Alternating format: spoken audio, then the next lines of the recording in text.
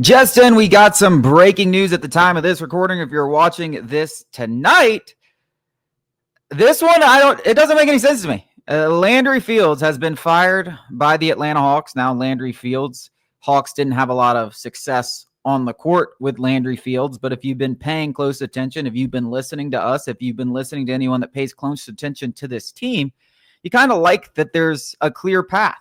You know, there were a lot of hurdles to get to this point. There was the trading of DeJounte Murray, which he was able to get multiple first-round picks, and Dyson Daniels, one of the key pillars of the future of this team. There was the moving of DeAndre Hunter, which was met with a lot of criticism, but now with the way Zachary Rizushea and the way Dyson Daniels and the way Onyeka Okongwu developed over the second half of the season, coming into bigger roles, it made more sense even if you weren't necessarily more of a playoff contender right now.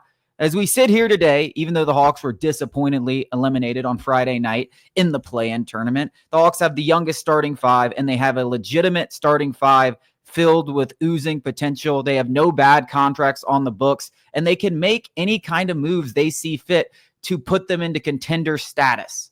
They have not been in this good of a position in a long time, and the job that Landry Fields jumped into right after Travis Schlenk, amid a ton of turmoil, was not a good spot. I mean, we're in a much better spot. And if I'm looking at the GM, I'm looking for improvement.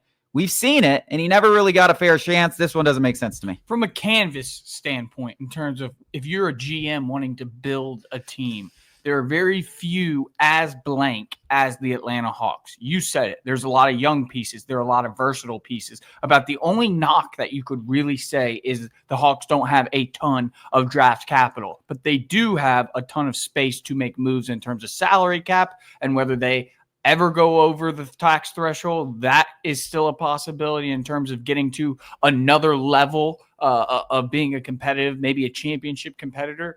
And I think Landry Fields got us to this point.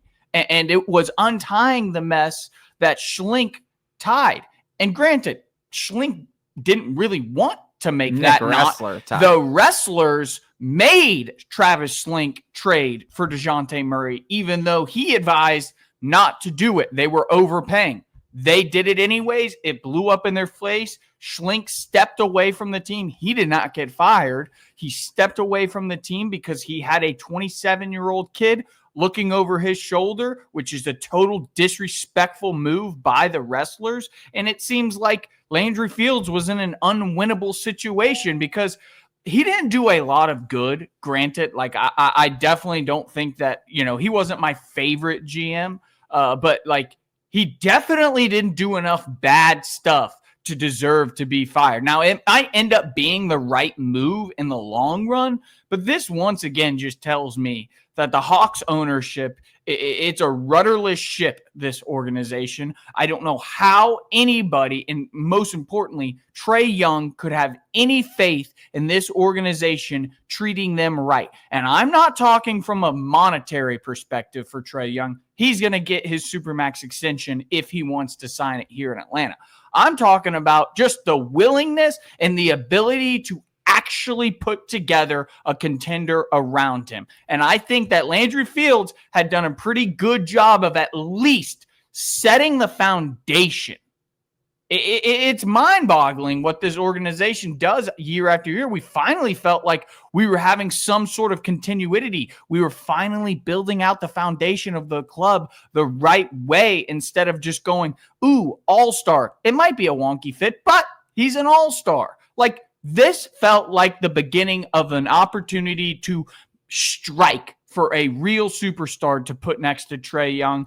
Maybe that's what they're looking for. I don't know what their next step is. If I was Quinn Snyder, if I was Trae Young, if I was any other position in a position of power in this organization, I would think long and hard about my future here. Yeah, I don't get it. I mean, I don't know what they could have possibly asked. I feel like we don't know the entire story yet, and I'm sure that'll come out in the coming days.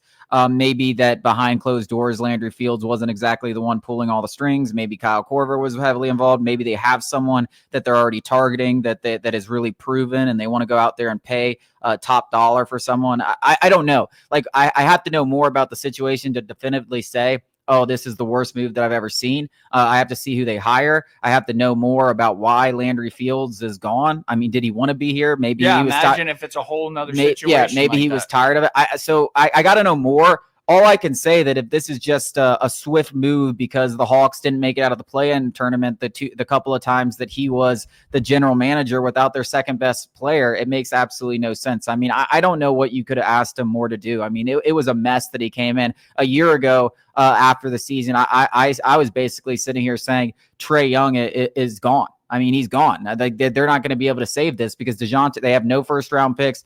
I don't know what they're going to get anything for DeJounte Murray. That trade was an unbelievable was an unbelievable move by Landry Fields, or at least we think by Landry Fields. That was an unbelievable move. And even the DeAndre Hunter trade, when you look back on it in hindsight, I think was a really good move. And Bogey and everything that they did. I just don't see how you could have asked for anything better when you weren't trying to contend for a championship, and then you lose your second best player and you still win 40 games. And you trade away your third best player in the middle of the season. Yeah. I don't understand. And I never have felt more confident that Trae Young wanted to be in Atlanta, and then this news drops. I literally wrote something about it over the weekend. Go check it out at sportstalkatl.com. I was like, Trae Young's going to sign an extension here. Like this is happening. They have built a good enough reason for him to stay in Atlanta and want to keep winning. And then you fire the GM who put you in this position and sets you up to really become a contender. So hopefully, I don't know if hopefully is the right word. I got to hear more about this. But hopefully it's just something so clear and obvious that we go, okay, that makes sense. Whether it's the next but guy with this is that much, man, they don't deserve the benefit of the doubt. No. They have never deserved the benefit of the doubt. Yeah, and I said it on Twitter. Braves swept, Hawks do something that makes no sense. The world is back in a better place. We got a lot to talk about coming up after the break.